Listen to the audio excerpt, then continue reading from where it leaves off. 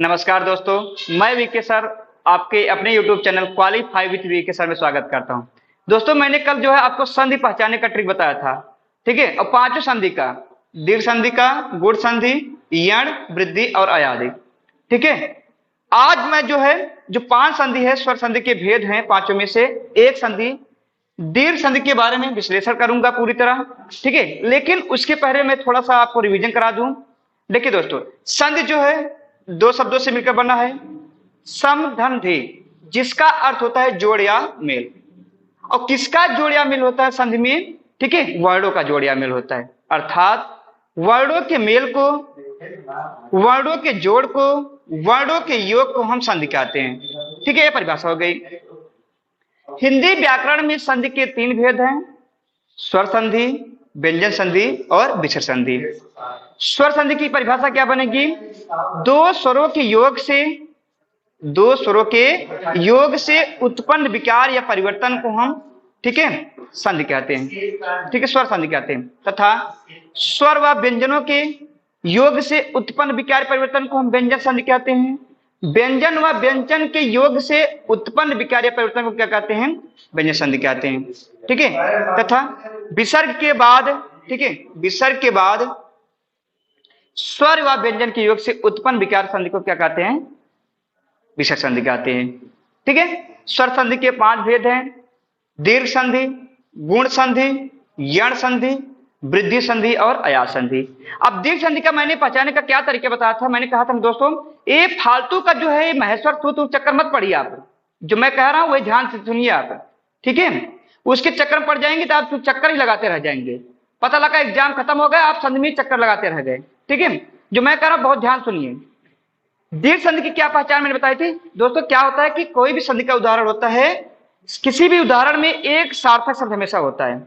आप जहां तक सार्थक शब्द रहता है उसके जस्ट बाद जो मात्राएं होती वही पर हमको ध्यान देना है, ठीक है। वहीं से हमको संधि को विच्छेद करना है, तोड़ना है, उसको अलग करना है, ठीक है। तो दीर्घ संधि की क्या पहचान है? बड़ा आ का मात्रा, बड़ा ई की मात्रा, बड़ा उ की मात्रा और री की मात्रा अगर दिखे क्या होता है? हमारा दीर्घ संधि होता है।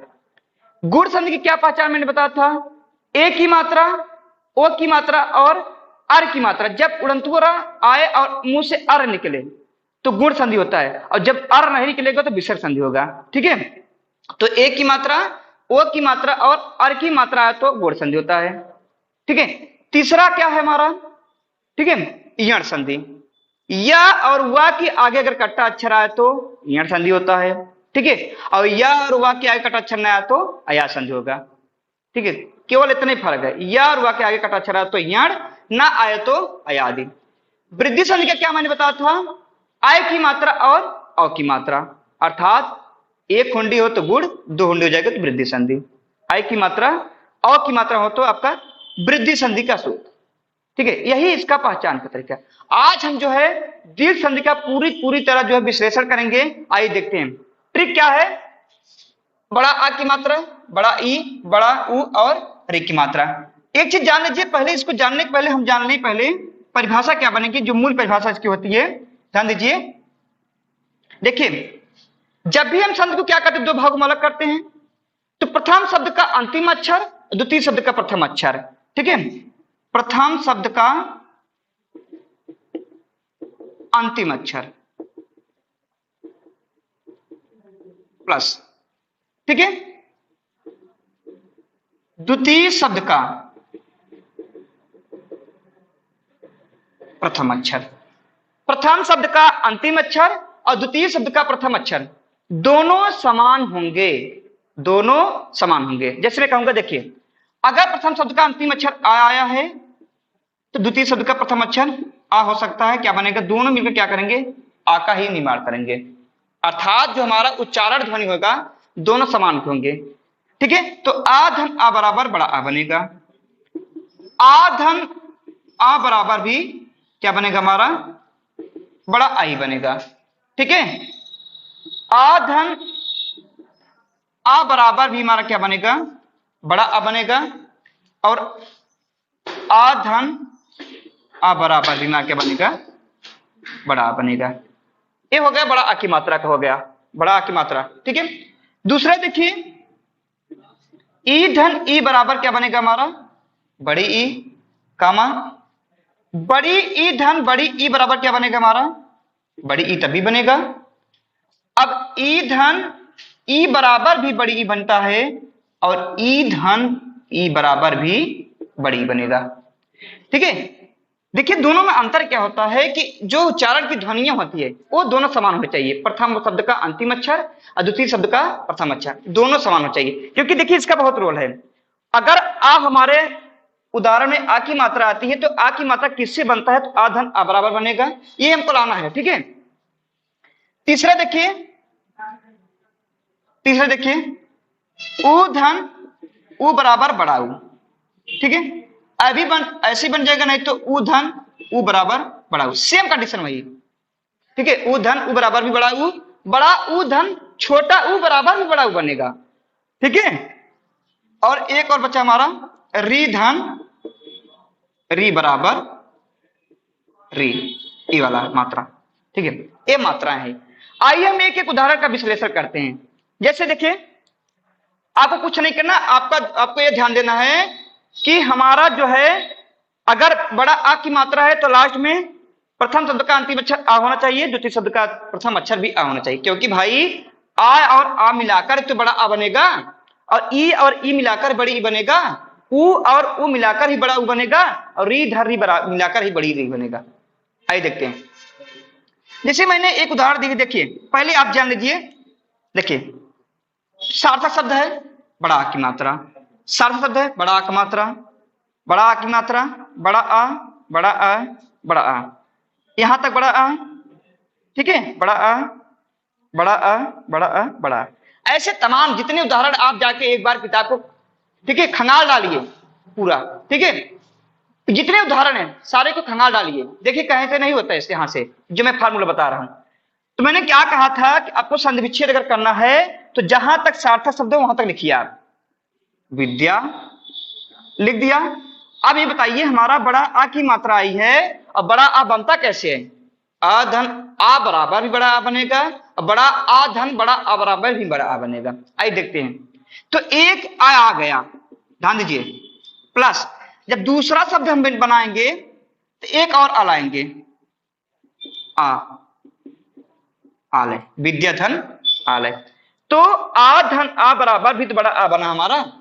और देखिए प्रथम शब्द का अंतिम अक्षर द्वितीय शब्द का प्रथम अक्षर दोनों समान है कि नहीं, आ और आ, यही होता हमारा क्या है, दीर्घ संधि। देखिए अब इसको तोड़िए, युग तक एक सार्थक शब्द बना, युग ले लिया, एक आ गया हमारा, एक आ गया प्लस अब हमारा इतना बचा है एक और हमको जोड़ना है, तो बड़ा आ जोड़ेंगे तो नहीं सार्थक शब्द बनेगा।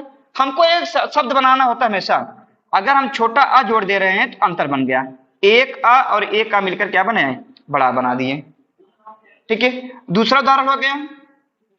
देखिए तीसरा अन्य, एक आ गया, ठीक है, भाव मैंने उतार दिया, हमको अभी बड़ा आ की मात्रा बनाने के लिए एक आ लेना है, अभाव कहेंगे। ठीक है, अन्न धन अभाव, अभाव कहेंगे तो क्या होती है, कमी होती है, अभाव मतलब होता है कमी। एक आ और आ गया। अगला देखिए रेखा, अब हम पूरी शब्द लेंगे, ध्यान दीजिए कब पूरा शब्द, जब जो सार्थक शब्द होता है हमको उसको पूरा लेना होता है। ठीक है, एक आ और आ गया, अब इसमें देखिए आ गया, ठीक है, अंश, आ और आ धन बराबर तभी बड़ा आ बना है हमारा, रेखा धन अंश। देखिए अगला देश धन अंतर, आ धन आ बराबर तभी बना, देशाटन, देखिए देश धन आटन तभी आ धन आ बराबर बना। ठीक है, अस्त धन अचल तभी आ धन आ बराबर बना, स्वधन अधीन तभी आ धन आ बराबर आ बना। ठीक है, गीता धन अंजलि तभी आ धन आ बराबर बना, शरण धन आर्थी आ धन आ बराबर तभी आ बन गया। ठीक है। सत्य धन आगरा, तभी अधन आ बराबर ए बन गया। देख लीजिए। अब आइए ई की मात्रा देख लीजिए। बड़ी ई, बड़ी ई, बड़ी ई, बड़ी ई, बड़ी ई, बड़ी ई, बड़ी ई, बड़ी ई, बड़ी ई, बड़ी ई और बड़ी ई। ठीक है। अब इसी को हमको तोड़ना है।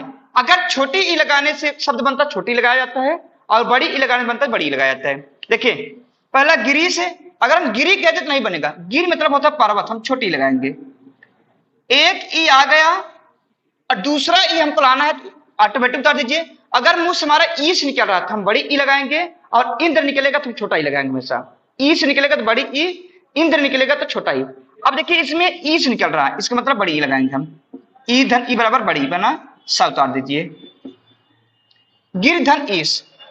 दूसरा देखिए सेम वही प्रोसेस, गिर एक ई आ गया। अब देखिए यहां मुंह से हमारा इंद्र निकल रहा है, ठीक है, तो हम इंद्र में से छोटा ई होता है, तो ई धन ई बराबर तभी बड़ी बना। परीक्षक, देखिए परि मतलब होता है चारों तरफ, एक ई आ गया, धन इच्छक, इच्छक हो जाएगा। ठीक है। नारीच्छा देखिए। अब यहां देखिए नारी मतलब महिला, बड़ी ये रहेगा, बड़ी ई हो गया, प्लस इच्छा में हमेशा छोटी होता है, तो ई लगाइए छोटी। ठीक है। परीक्षण देखिए सेम है प्रोसेस, परिधन इक्षण। ठीक है। सतीश, अब देखिए यहां पर बड़ी ई की मात्रा है, सती धन, सती धन ईश। गौरीश्वर, गौरी धन ईश्वर में से बड़ी ई रहता है, ईश्वर, ई धन ई, ई धन ई, ई धन ई। ठीक है। नदी धन ईश, तभी वही सेम हुआ प्रोसेस। मही धन इंद्र, ई धन ई तभी बना। मुनि धन ईश्वर, तभी ई धन ई बड़ी बना। और कवि धन इंद्र, तभी बड़ी, छोटी ई धन छोटी ई मेरा तभी बड़ी बन गया। ठीक है। अब आइए देखते हैं बड़ा ऊ, बड़ा ऊ, बड़ा ऊ, बड़ा ऊ, बड़ा ऊ, बड़ा ऊ, बड़ा ऊ, बड़ा ऊ, बड़ा ऊ, बड़ा ऊ। जहां तक मात्रा होती है वहीं तक लिखा जाता है हमेशा, हमको उसको आगे पीछे नहीं करना। जहां तक मात्रा होती है हमको वहीं तक लिखा जाता है। देखिए यहां तक मात्रा है, यहां तक लिखिए। भानु कर इतने से कुछ नहीं, भानु मतलब होता है सूर्य, इसलिए छोटा लगेगा। एक उ आ गया और दय, अगर दय पहले हम बड़ा छोटा उ जोड़ दें उदय बन जाता है, तो एक उ मिलकर बड़े निर्माण किए, भानु धन उदय। अगला देखिए लघु धन ऊर्मी, ऊर्मी ऐसे लिखा जाता है, बड़ा उखली। ऊर्मी मतलब होता है किनारा। ठीक है। लघु मतलब छोटा, छोटा उ और बड़ा उ मिलकर तभी बड़ा उ निर्माण करेगा। अनुधन उदित, उ धन उ मिलाकर तभी बड़ा उ बनेगा। मंजुधन ऊषा, ठीक है, उ धन उ मिलाकर तभी बड़ा उ बनेगा। वधुधन उत्सव, ठीक है, उ धन उ बराबर भी तब बड़ा उ बनेगा। उ धन वधुधन उर्मी, उर्मी बड़ा उ रहता है। हमारा टारगेट है कि प्रथम अगर हमारा बड़ा उ की मात्रा है तो प्रथम शब्द का अंतिम अक्षर उ होना चाहिए और द्वितीय शब्द का प्रथम अक्षर भी उ होना चाहिए, तभी तो बड़ा उ बनेगा। अब देखिए इसमें देखिए, अब यहां बड़ा उ आ गया तो हमको घबराने की जरूरत नहीं, यही तोड़ दीजिए। भू मतलब होता है पृथ्वी और धन ऊर्जा, ऊर्जा में बड़ा उ रहता है हमेशा। ठीक है। स्वयंभूदय, अब देखिए हमको मात्रा तक लिखना होता है हमेशा। स्वयंभू धन उदय। फिर सूक्ति देखिए, सुधन उक्ति, ठीक है, दो बार सूक्ति हो गया। ये रहा हमारा बड़ा उ की मात्रा हो गया। आइए देखिए री की मात्रा, री धर री बराबर री, कुछ नहीं करना हमको, सबसे पहले शब्द एक ढूंढ लेते हैं, सार्थक शब्द। मातृ एक सार्थक शब्द हो गया, मातृ। एक री तो आ गया मातृ में ही, दूसरा री अपने मत उतार दीजिए, ऋण। तो री धर री बराबर तब भी यही री बनेगा। आप सप्त सप्त, ठीक है, एक री आ गया धन ऋण, दूसरा री हो गया पितृ धन ऋण, री धन री बराबर री, और मातृधन ऋणाम। ठीक है, ये रहा देखिए, तो री धर री बराबर भी हमारा री बनेगा। ठीक है, ये हमारा दीर्घ संधि समाप्त हुआ दोस्तों। अब कल के हम टर्न में संधि का पार्ट तीसरा लेके आएंगे, और गुण संधि को ऐसे चुटकियों तरह जो है चुटकियों की तरह जो मैं उसको जो है नचा के खत्म कर दूंगा। आप विश्वास ही नहीं करेंगे संधि इतना सरल होता है। फालतू में इतने दिन आप लोग जो है महेश्वर सूत्र चक्कर में पड़े थे, उसका चक्कर लगा रहे थे। मैं दोस्तों बता रहा हूं, आप मुझ पर जो है भरोसा करिए, मेरे वीडियो का आप जो है पूरी अच्छे से अच्छे पूरा पूरा जो लिखिए, उतारिए, एक बार जरूर प्रैक्टिस करिए। कोई भी किताब हो, चाहे यूनिवर्सल की हो, चाहे पृथ्वीनाथ पांडे की हो, चाहे लुसेंट की हो, ठीक, चाहे आदि पब्लिकेशन की हो, जाके आप प्रैक्टिस करिए। ठीक है, इससे अगर बाहर कोई उदाहरण निकल गया तो बताना। ठीक है, अगर दोस्तों क्लास अच्छी लगी हो तो अधिक से अधिक तक लोगों तक शेयर करिए। ठीक है, आज के लिए धन्यवाद।